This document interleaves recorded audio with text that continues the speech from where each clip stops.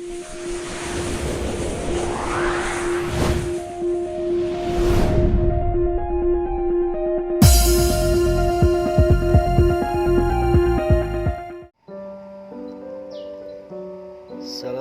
warahmatullahi wabarakatuh. Selamat sore teman bonsai dimanapun berada. Kembali bergabung bersama M Rahmat Channel. Dalam konten kalangan tayangan kali ini, kita akan mencoba untuk mengupas tentang program proses pembuatan tangan pada bonsai. Dalam konten kali ini kita ambil salah satu pohon anting putri dengan ukuran small, lingkar 35 cm dengan ketinggian di 23 cm. Pohon yang beberapa pekan belakang kita ambil konten yang sebelumnya kita membahas terkait dengan program akar. Kali ini dalam pohon yang sama kita akan bahas tentang pembuatan program tangannya. Di depan layar kaca teman bonsai semua sudah terlihat adanya jenis pohon anting putri, yang mana dalam video kali ini saya akan kupas terkait dengan pembuatan tangan pada proses pembuatan pohon ataupun proses pembuatan bonsai. Teman bonsai dimanapun berada, setelah beberapa pekan ke belakang kita membahas tentang program akar, kali ini kita beranjak ke bagian atas tentang pembuatan program tangan itu sendiri.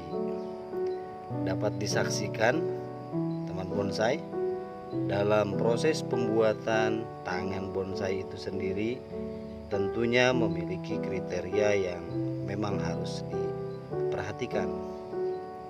Sebagaimana dalam video pekan ke belakang sudah dibahas terkait dengan pembuatan tangan ataupun gaya melalui alur yang akan diciptakan oleh kita sendiri.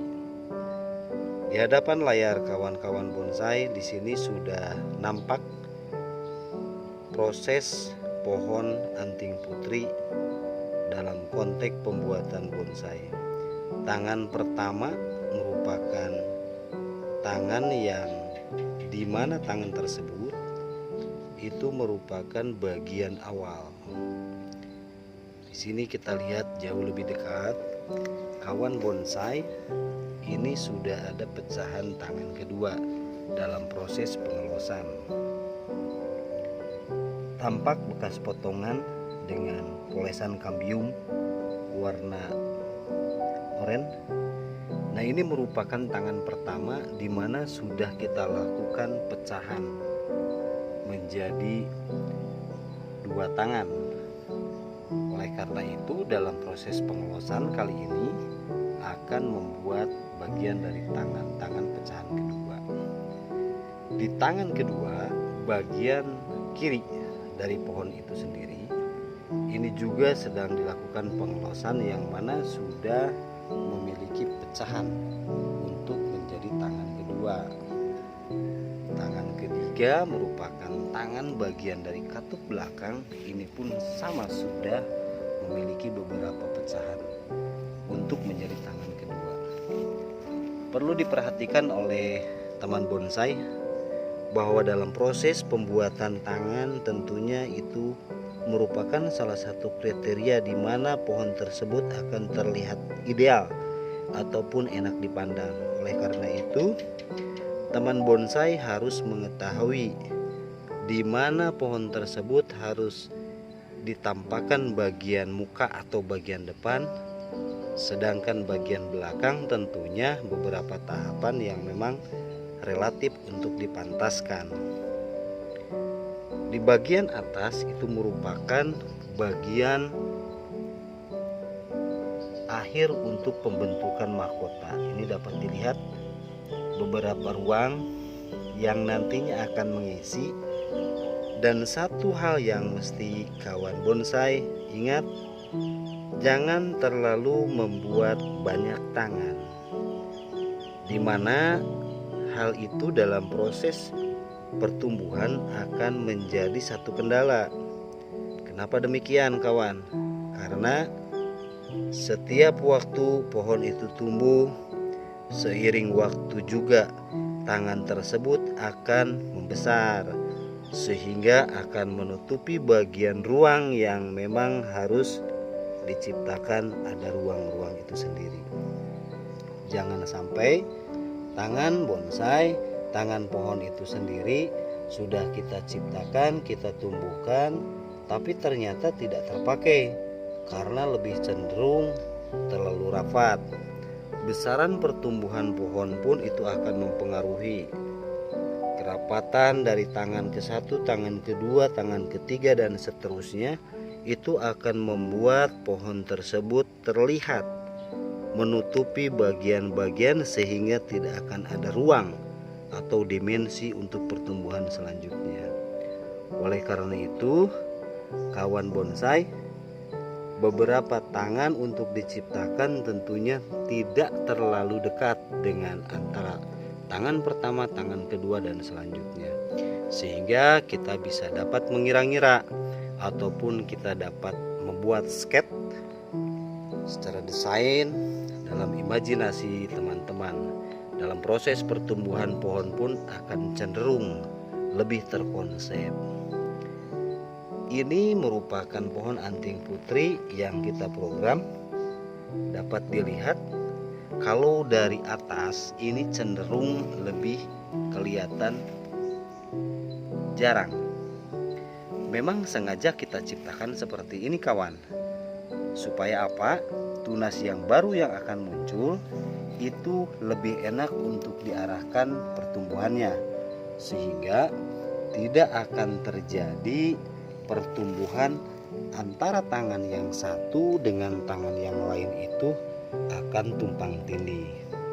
Ini bagian dari samping ke belakang pun demikian. Antara tangan ataupun katup bagian pengisi ini sangat jelas.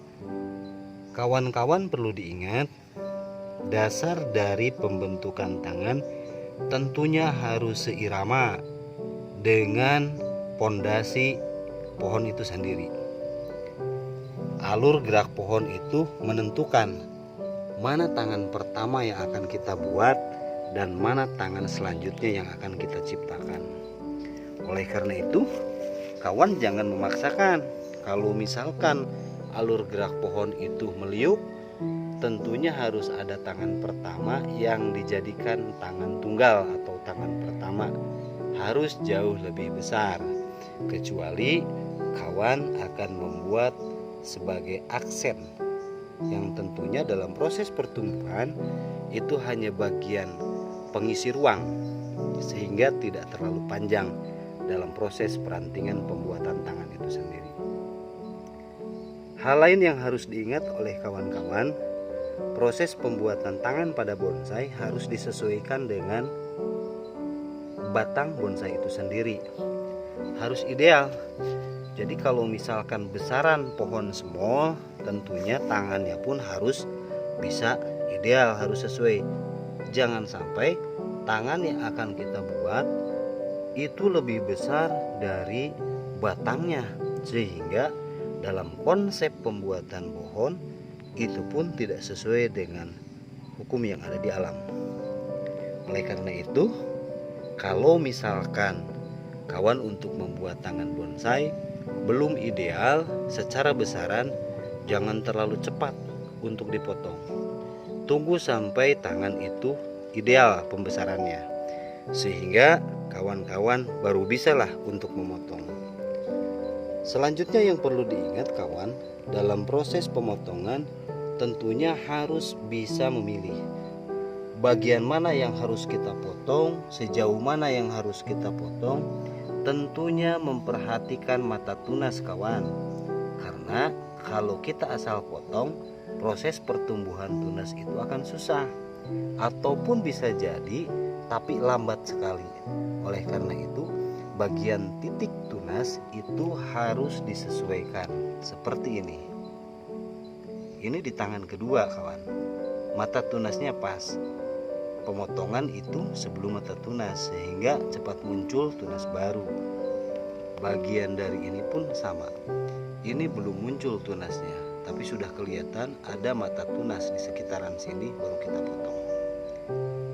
Kawan bonsai dimanapun berada, pada prinsipnya pembuatan tangan ataupun pembuatan pondasi akar tentunya memiliki kriteria tersendiri. Kawan bonsai sudah jauh lebih tahu, tapi paling tidak mari kita berbagi untuk menciptakan pohon yang berkualitas. Satu hal yang perlu diingat oleh kawan semuanya, dalam proses tentunya memiliki satu titik kesabaran, satu titik ketekunan ataupun keuletan dalam proses pemeliharaannya.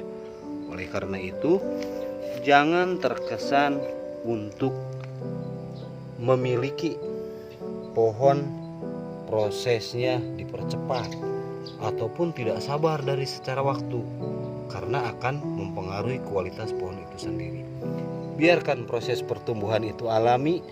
Tugas kita hanyalah untuk mendesain, untuk membuat sketsa ataupun dalam proses pertumbuhan serahkan kepada alam.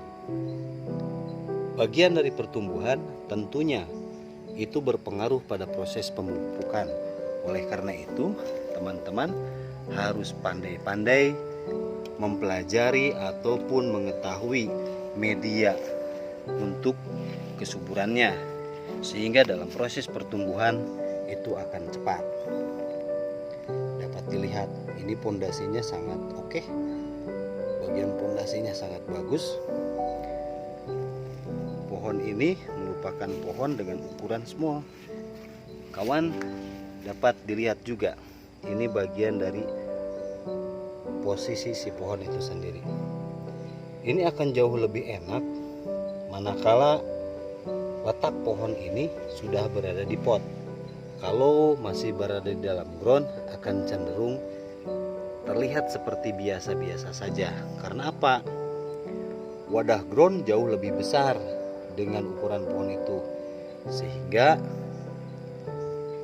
volume pohon itu tidak sebanding dengan lingkaran ground. Tapi kalau kita sudah angkat ke dalam pot dengan wadah yang jauh lebih ideal, ini akan menjadi pohon yang super mewah. Demikian kilas balik ataupun tahap pembuatan tangan-tangan pada bonsai. Mudah-mudahan bermanfaat.